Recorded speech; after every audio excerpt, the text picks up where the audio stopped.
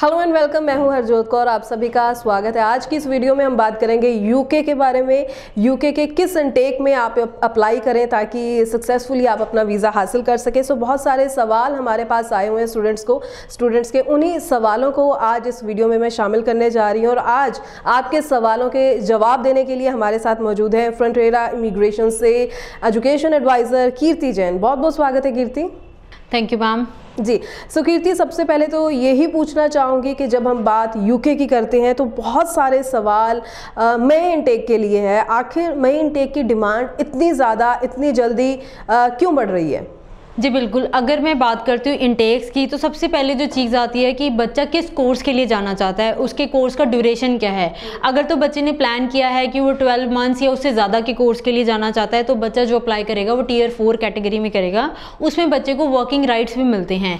Then क्योंकि इसमें आपकी यूनिवर्सिटीज़ आती हैं जिनमें आप अप्लाई करते हैं और उनका जो एलिजिबिलिटी क्राइटेरिया रहता है वो बहुत ज़्यादा रहता है। फर्स्ट ऑफ ऑल आपकी एलिजिबिलिटी, आपके एकेडमिक्स में स्कोर क्या है, आपने आईएलटीएस की है, पीटी की है, वो चीज़ें मैटर करती हैं। जब आप इन चीज़ों को कंप्लीट कर लेते हैं, आपके एकेडमिक्स में स्कोर क्या है, आपने आईएलटीएस की है, पीटी की है, जब ये पार्ट क्लियर हो जाता है अब यूनिवर्सिटीज़ है उन्होंने इंटरव्यूज़ लेनी भी शुरू कर दी हैं।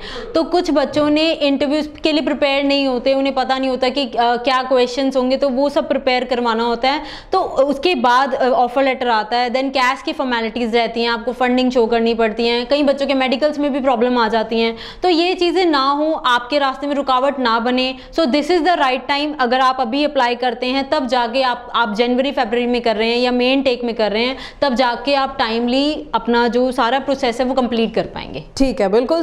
कीर्ति ने बड़े ही हर एक पॉइंट को क्लियर करते हुए आपको समझाया कि अगर आपने अप्लाई करना है यूके के लिए तो किन किन बातों का ध्यान रखते हुए आगे बढ़ना है। तो कीर्ति, यहाँ पर चाहे मैंने मेन टेक के लिए क्वेश्चन किया लेकिन जैसे आपने जन फेब की भी बात की है तो मैं ज़रूर पूछना चाहूँगी आपसे कि क्या अभी भी कोई गुंजाइश है अगर स्टूडेंट्स चाहें कि उन्हें जैन या फेब इनटेक में जो है सीट मिल जाए? क्या अभी लगता है कि कुछ स्टूडेंट्स अगर अप्लाई करें तो उनको जैन या फेब इनटेक में भी वीज़ा मिल सकता है? जी बिल्कुल, जैसे कि मैंने पहले कहा कि अगर बच्चे की जो एलिजिबिलिटी क्राइटेरियाज है वो कंप्लीट है। ऑफ कोर्स अगर आप किसी यूनिवर्सिटी के लिए अप्लाई कर रहे हैं, आपके एकेडमिक्स, आईएलटीएस, पीटी सब कुछ डन है और आप ऑलरेडी प्लान है कैश लेटर के लिए, आपको फॉर्मेलिटीज़ पता है या आपका एजेंट आपको अच्छे से गाइड कर रहा है, तो डेफिनेटली आप जैन फेब के लिए अभी अप्लाई कर सकते हैं। बट येस, बिल्कुल लिमिटेड सीट्स हैं तो उसमें without wasting a single day तब आप अप्लाई करेंगे तो ही आपका जैन फेब जो है वो हो जाए। जी बिल्कुल, यानी कि जिन्होंने अपना थोड़ा बहुत प्रोसेस शुरू किया हुआ है तो उनके लिए राइट टाइम है कि अगर अभी भी आप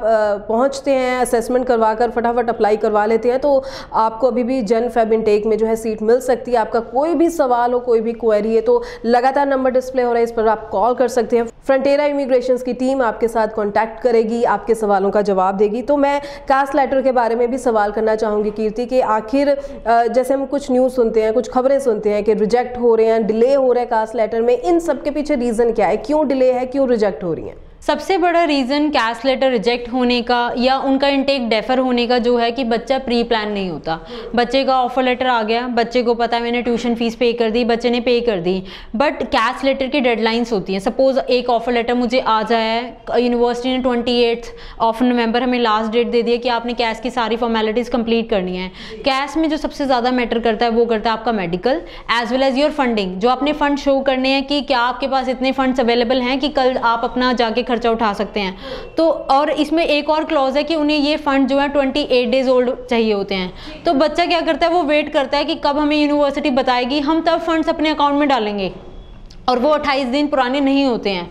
तो ये सबसे बड़ा रीज़न है जिसके बेसिस पे उनका कैश रिजेक्ट हो जाता है। और मैंने अभी जनवरी के लिए अप्लाई किया है, मेरी कैश की फॉर्मेलिटीज़ कंप्लीट नहीं हुई, यूनिवर्सिटी ने रिजेक्ट कर दिया, तो ऑटोमेटिकली मेरा इनटेक जो है वो डेफर हो जाता है। तो बच्चा खुद कहीं ना कहीं रीज़न बन जाता है प्री प्लानिंग की ना होने की वजह से कि या तो उसका इनटेक डेफर हो जाता है या उसने जिस इनटेक में अप्लाई किया है उसका कैश जो वो रिजेक्ट हो जाता है। ठीक है, यानी यहाँ पर हम ये भी एक पॉइंट ज़रूर कहेंगे कि एक अच्छा कंसल्टेंट अगर आपके पास है तो आपको बड़े ही सलीके से आपको बताएगा कि किस तरह से आपने आगे बढ़ना है ताकि कहीं भी कोई रुकावट आपको फेस ना करनी पड़े। और कीर्ति, एक और सवाल बहुत सारे स्टूडेंट्स हमारे तक पहुंचा रहे हैं, जो कि ये है कि अगर कुछ स्टूडेंट्स जो है एयरपोर्ट से वापस भेज दिए जा रहे हैं, इसके पीछे कितनी सच्चाई है, क्या रीजंस है, वो भी ज़रूर क्लियर कीजिए। ये बात बिल्कुल सच है। मैं आपको अपना एक्सपीरियंस बताऊंगी। 2 दिन पहले हमारे स्टूडेंट के साथ ऐसा हुआ। उनकी फ़्लाइट थी दिल्ली में। जब सबसे पहले हमें बोर्डिंग पास मिलता है, देन हमारा इमिग्रेशन क्लियर होता है। बच्चे को बोर्डिंग पास पे ही रोक लिया, ये कह के कुछ क्वेश्चंस पूछे। बच्चा एक्टिव था, हमने सारी इन्फॉर्मेशन बच्चे को दी थी। यस, एजेंट आपको गाइड कर सकता है, लेकिन कल आप जब आपसे क्वेश्चन एयरपोर्ट पे पूछे जाते हैं, आपने आंसर खुद करने हैं। बच्चे से कोर्स पूछा गया, ड्यूरेशन क्या है, कहाँ जा रहा है, सब कुछ पूछा गया। बच्चे ने सब आंसर दिया, बट हमें नहीं पता भी एग्जैक्टली हुआ क्या है। बट वहाँ पे बोर्डिंग पास वालों ने उसे बोर्डिंग पास ही नहीं दिया। राइट और बच्चा घबरा गया कि जी मुझे तो मिला नहीं, मुझे एंट्री नहीं हुई है, कुछ प्रॉब्लम हो गई है। बट हम बच्चे के साथ कनेक्शन में थे, क्योंकि हमारा फ़र्ज़ है कि अगर बच्चे को हमने वीज़ा दिलाया तो वो वहाँ तक पहुँचे भी। हमने बच्चे को कांटेक्ट किया, उसे कहा कि कोई बात नहीं, टेंशन ना ले। हमने उसका सारा सिस्टम रिजॉल्व करवा के उसको उसी दिन की रात की फिर से फ़्लाइट करवा के दी, एंड बच्चा अब जो है यूके में आराम से चला गया। तो जो मेजर चीज़ें मैटर करती हैं कि एक एजेंट आपका वीज़ा लगवा सकता है, आपको गाइड कर सकता है आपके कोर्स के बारे में, आपकी यूनिवर्सिटी के बारे में, आपने पोस्ट लैंडिंग कैसे करनी है, आपने अगर आप एयरपोर्ट चले गए यूके के, वहाँ से कैसे ट्रैवल करना है, वो सारी सर्विसेज दे सकता है। लेकिन इमिग्रेशन ऑफिसर को क्वेश्चंस के आंसर आपने ही देने हैं। तो you should be very active. आपको अपनी डिटेल्स A to Z पता होनी चाहिए कि आपकी फ़ाइल में क्या लगा था, आप किस वीज़ा पे जा रहे हैं, आपकी कैटेगरी क्या है। जब आप सब चीज़ें आपके पास, और मेक श्योर कि आपके पास कोई भी डॉक्यूमेंट ऐसा ना हो जो फ्रॉडलेंट हो, क्योंकि आपने जो अपनी फ़ाइल में लगाया है वो जेन्युइन डॉक्यूमेंट्स होने चाहिए, क्योंकि वो किसी भी पॉइंट पे वेरीफाई हो जाते हैं। तो जब आप इन सब चीज़ों का ध्यान में रखेंगे तो डेफिनेटली आपको ऐसी कोई प्रॉब्लम नहीं आएगी। जी बिल्कुल। तो मैं उम्मीद करती हूँ आपको हर एक पॉइंट क्लियर ज़रूर हो गया है। जो भी स्टूडेंट यूके स्टडी वीज़ा के लिए इंटरेस्टेड है, तो कैसे आपने अप्लाई करना है, फटाफट अभी राइट टाइम चल रहा है, ताकि अगर गुंजाइश हो तो आपको जन-फेब में भी सीट मिल सके। अदरवाइज मेन टेक में तो आप अपनी सीट ले ही सकते हैं।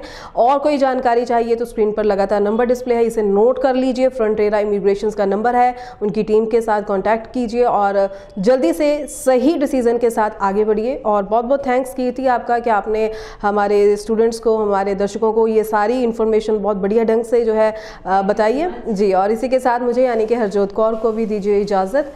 थैंक्स।